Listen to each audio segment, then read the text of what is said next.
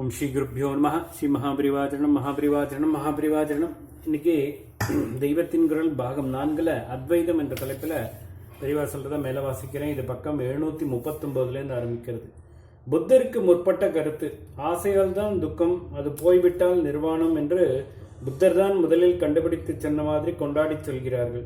கீதையில் பகவான் நன்றாக அற்றுப்படி செய்த சமாச்சாரம் தான் இது. பிரம்ம நிர்வாணம் என்று பகவான் சொன்னதில் பூர்ணத்துவத்தை காட்டும் பிரம்ம சப்தத்தை நீக்கிவிட்டு சூன்யம் மாத்திரம் துணிக்கும் நிர்வாணம் என்பதை புத்தர் எடுத்து வைத்துக் கொண்டிருக்கிறார்.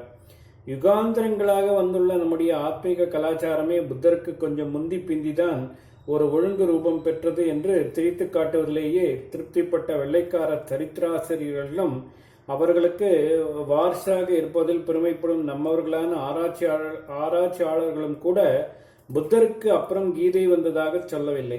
கீதைக்கும் ரொம்ப முந்தைய உபனிஷத்துக்களேயே விஷயம் சொல்லியிருக்கிறது. ஜீவதசையில் மனுஷர்கள் அனுபவிக்கக்கூடிய அதிகப்படி ஆனந்தம், அதைவிட உயர்ந்ததான 2 தினசு கந்தவர்களின் ஆனந்தம், அதையும் விட உயர்ந்த பித்திருக்களின் ஆனந்தம், அதற்கு மேலான 3 தினசு தேவர்களின் ஆனந்தம், இதைவிடவும் மேம்பட்ட இந்திரனின் ஆனந்தம், இந்திர ஆனந்தத்துக்கும் உசத்தியான பிரகஸ்பதியின் ஆனந்தம், அப்புறம் அதற்கு மேலான பிரஜாபதியின் ஆனந்தம், பிரஜாபதியின் ஆனந்தத்தை விட உசந்த பிரம்மாவின் ஆனந்தம் என்று ஒன்றுக்கு மேல் ஒன்று மேம்பட்டதான ஆனந்தங்களை ஒரு சாதகன் அனுபவித்துக் கொண்டே போவது பற்றி தைத்திரிய உபனிஷத்தின் ஆனந்த வல்லியில் சொல்லியிருக்கிறது. முன்னேயே இதை பற்றி கொஞ்சம் சொன்னேன். துவைதத்திலிருந்து அத்வைதத்திற்கு போகும்போது நடுவேயுள்ள அநேக நிலைகளில் இந்த ஆனந்தங்கள் ஏற்படுவதாக வைத்துக் கொள்ளலாம். இந்த இடத்தில் இப்படி ஒன்றுக்கு மேல் ஒன்றாக ஆனந்தத்தை பெறும் சாதகனின் லட்சணத்தை திரும்ப திரும்ப சொல்லியிருக்கிறது. அவன் ஸ்ரோத்ரியனாகவும் அகாமதனாகவும் இருக்க வேண்டும் என்று லட்சணம் கொடுத்திருக்கிறது. உயர்குடி பிறப்பு, நல்ல சம்ஸ்காரங்களை பெறுவது, உத்தமமான வித்யானானம் எல்லாம் சேர்ந்திருப்பவன் தான் ஸ்ரோத்ரியன். இப்படி இருந்தால் மட்டும் போதாது, அகாமதனாகவும் அவன் இருக்க வேண்டும் என்று சொல்லியிருக்கிறது. காமஹதன் என்றால் ஆசையால் வதைக்கப்படுகிறவன். முதலில் ஆசைத்து அகாமகன் மகதன் என்று சொன்னால் ஆசையால் வதைக்கப்படாதவன் என்ற அர்த்தம். அதாவது ஆசை நீங்கியவனுக்குத்தான் ஒன்றுக்கு மேல் ஒன்றான ஆனந்தங்கள் லபித்து முடிவில் பிரம்மானந்தம் சித்திக்கும் என்பது திரும்ப திரும்ப எடுத்துச் செல்லப்பட்டிருக்கிறது. இல்லாவிட்டால் இவன் ஒவ்வொரு ஆனந்தத்தையும் விட்டுவிட்டு மேலே மேலே உள்ள ஆனந்தங்களுக்கு ஏறி முடிவான ஆத்மானந்தம் வரை போகவே மாட்டான். உபனிஷத்துக்களில் ஆத்மஞானிகளை வீதராகர்கள் என்று வர்ணித்திருக்கிறது. ஆசை அழிபட்டவர்கள் என்று அர்த்தம். கர்மத்தினாலோ பிரஜைகளாலோ தனத்தாலோ அமர தத்துவத்தை பெற முடியாது. தியாகத்தினாலே பலர் அதை பெற்றிருக்கிறார்கள் என்பது போல உபனிஷத்துக்களில் அநேக இடங்களில் ஆசானாசமே ஆத்ம விடுதலைக்கு வழியாக சொல்லப்பட்டிருக்கிறது. ரிஷிகள் சொன்னதைத்தான் கிருஷ்ணர் திரட்டி எடுத்து சாரத்தை சொன்னார்.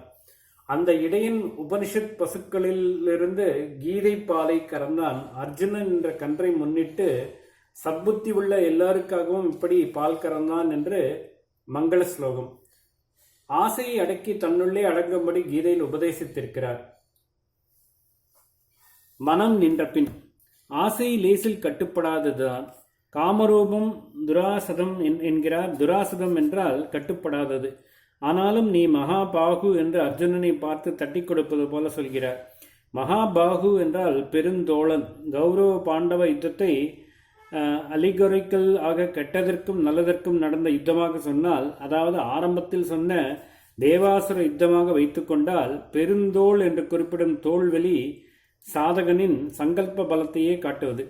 எத்தனை வழுக்கி விட்டாலும் விடாமல் வழுக்கு மரத்தில் ஏறித்தான் தீர்வது என்று உறுதிப்படுத்தி கொண்டு வெளியிலே மறுபடி சிதறி ஓடுகிற மனசை மனம் தளராமல் இழுத்து பிடித்து நிறுத்துகிற அபியாசத்தில் உறுதியாயிருப்பதுதான் இங்கே புஜபலம்.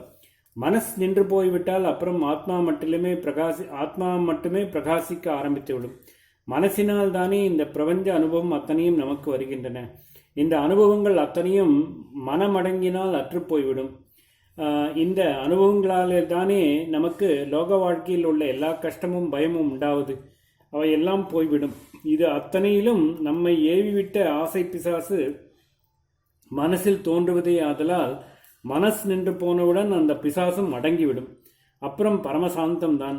தேக இந்திரிய மனோபுத்திகளின் கட்டுக்கள் கர்மாவின் கட்டுக்கள், உறவு சொத்து முதலான கட்டுக்கள், சம்சார பந்தம் எல்லாம் மறந்து விடுபட்டு விட்ட சுதந்திர ஆனந்தம். இதுதான் சமாதி நிலையின் அனுபவம். மெய்யறிவு ஆத்ம ஞானமே. இந்த ஆனந்தம் இருக்கிறது என்றால் அதை அனுபவிக்கிற ஆசாமியும் ஒருத்தன் இருந்தாக வேண்டும்.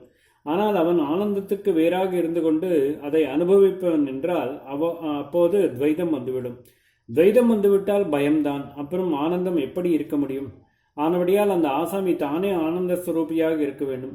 அந்த ஆசாமியைத்தான் ஆத்மா ஆத்மா என்று சொல்வது. ஆத்மா என்றால் தான் என்று இதுவரைக்கும் மனசை நினைத்து கொண்டிருந்து விட்டோம்.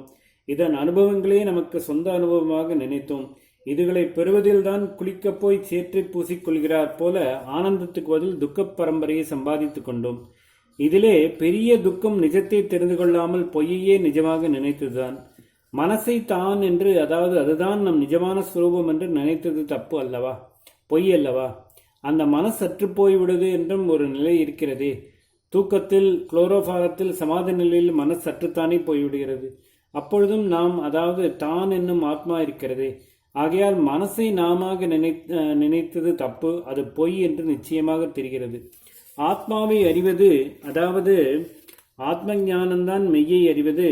நாம் இதுவரை நாம நினைத்த மனசு பொய் என்று தெரிந்த பின் நிஜ நாமான ஆத்மாவை தெரிந்து கொள்ள வேண்டியதுதானே நாம் செய்ய வேண்டியது. ஓம் ஸ்ரீ குருப்யோ நமः. ஸ்ரீ மகாபரிவாஜரணம் மகாபரிவாஜரணம் மகாபரிவாஜரணம்.